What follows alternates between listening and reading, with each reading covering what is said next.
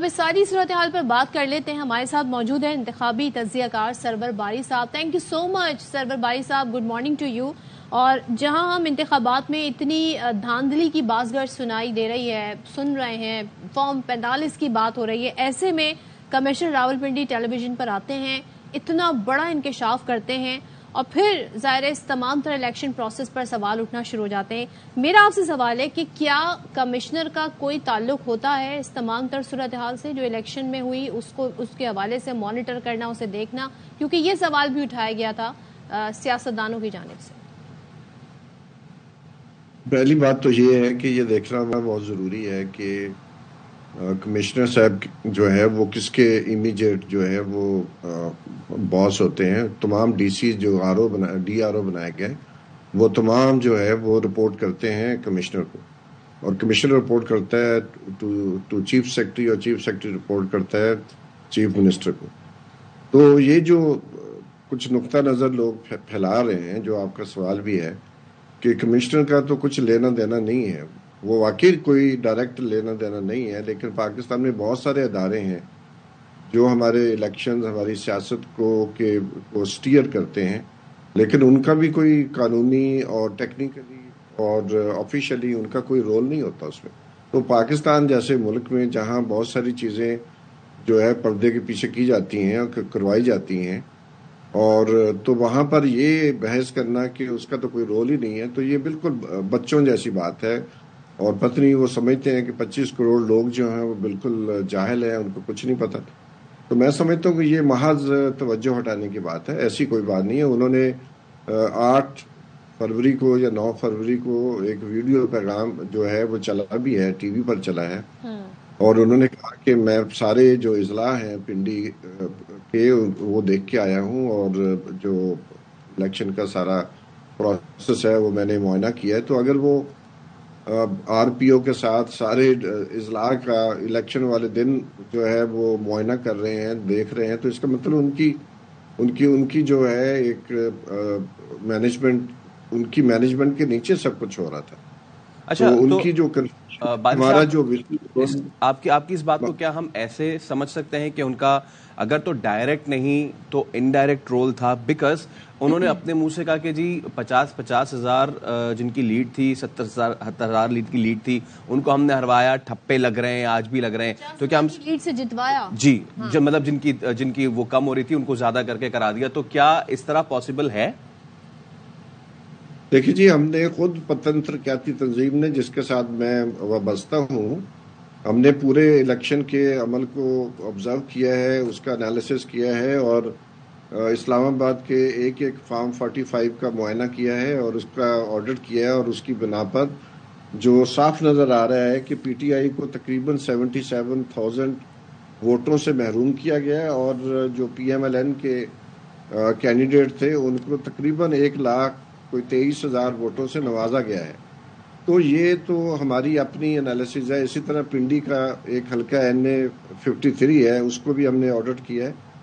تو اگر کمشنر صاحب جو کہہ رہے ہیں وہ تو باتیں بہت سارے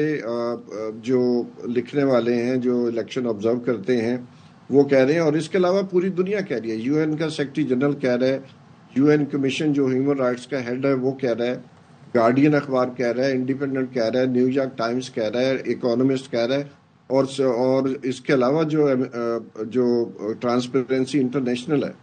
ایمنسٹی انٹرنیشنل ہے, مطلب جو دنیا کی کریڈیبل جو ریناؤنڈ سول سوسائٹی اور تھنک ٹینکس ہیں, وہ سب یہی کہہ رہے ہیں, ہمارا اپنا میڈیا یہی کہہ رہا ہے. تو پھر یہ بات جو کمشنر صاحب فرما رہے تھے وہ تو بالکل جو ہم سب لوگ پہلے سے کہہ رہے تھے وہ انہوں نے اس کو سچ ثابت کیا ہے.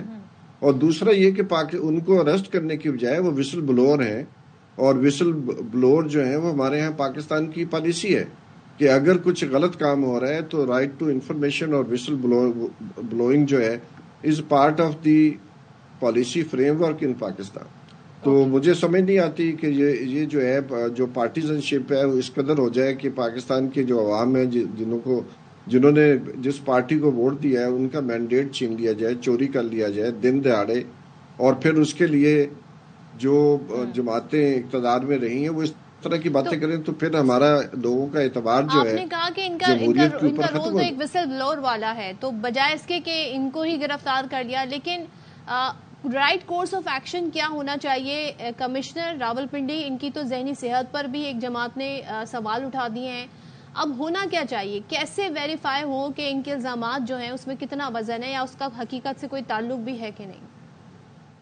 دیکھیے، پہلی بات تو یہ ہے کہ چیف الیکشن کمیشنر کو فوری طور پر ہٹایا جائے، کیونکہ ان کی موجودگی میں کوئی انکوائری نہیں ہو سکتی۔ دوسرا یہ ہے کہ فوری طور پر جو کام کرنے کی ضرورت ہے وہ یہ ہے کہ فارم 45 اور فارم 47 کا آڈٹ کیا جائے، اور وہ آڈٹ جو ہے وہ الیکشن ایجنٹس یا کینڈیڈیٹ کی موجودگی میں، جو ڈسٹرکٹ سیشن جج ہے ہر ڈسٹرکٹ کا، اس کی موجودگی میں ہو۔ پولنگ ایجنٹس، الیکشن ایجنٹس یا جو بھی کینڈیڈیٹ نامینیٹ کرے ان کی موجودگی، میڈیا کی موجودگی، اور الیکشن آبزرورز گروپ جو ہیں ان کی، اور یہ لائیو ٹیلی کاسٹ کیا جائے ہر ڈسٹرکٹ سیشن کی موجودگی میں جو ہے۔ اور ہماری کیلکولیشن کے مطابق یہ ایک ہفتے سے زیادہ ٹائم نہیں لگنا چاہیے اس کو۔ اور اس کے بعد جو ہے، اس کے ساتھ ساتھ اس کے بعد، کیونکہ پاکستان میں اس وقت جو غیر یقینی کی کیفیت ہے وہ بہت سیریس ہے، اور اس غیر یقینی کو ختم کرنے کے لیے یہی بہترین جو راہ عمل ہے۔ لیکن تفصیلی جو انویسٹیگیشن ہے وہ بعد میں کی جا سکتی ہے، اس کے لیے الگ جو ہے وہ سب لوگ ایگری کریں اور اس کی انویسٹیگیشن کریں، اور جو مجرم ثابت ہو ان کو پھر سزائیں دی جائیں۔ یہ نہیں ہے کہ سزائیں نہ دی جائیں۔ بسکا میں بھی یہی ہوا، گو کے کلپریٹ پکڑے گئے لیکن سزائیں نہیں دی محکموں نے۔ تو یہ جو ہے ہمارے ہاں ہمیشہ جو ہے ایلیٹ ہے وہ بچ جاتی ہے، سزائیں ان کو نہیں ہوتی، اور اس کی وجہ سے وہ ان کو ایک قسم کی انکریجمنٹ ہوتی ہے دوبارہ وہی جرم کرنے کی۔ تو میرا اپنا خیال ہے یہی ایک راستہ ہے کہ سیشن جج، جو ڈسٹرکٹ سیشن جج ہے، وہ ان کو تعینات کیا جائے اور ایک ہفتے میں یہ کام مکمل کیا جائے، تاکہ قوم کے سامنے جو بھی پانی کا پانی ہے اور وہ باہر آ جائے۔ بالکل ٹھیک ہے، تھینک یو سو مچ سرور بھائی صاحب۔ اور آپ یہ کہتے ہیں کہ جی فارم 47 ان کا آڈٹ کریں، بہت جلد صورتحال اس سے بڑی آسانی سے واضح ہو سکتی ہے، تحقیقات ہوتی رہیں، اس کے لیے رائٹ فورم ان کا انتخاب کیا جا سکے۔ لیکن یہ جو کہ دھاندلی ہوئی کہ نہیں ہوئی، ووٹ کتنے پڑے، کتنے ہزار کی لیڈ سے جیتے، اس کی ویریفیکیشن ہونے کا بڑی آسانی سے ٹرانسپیرنٹ طریقے سے ہو سکتی ہے، اگر تو جی فارم 45 اور فارم 47 کو ملا کر دیکھ لیا جائے۔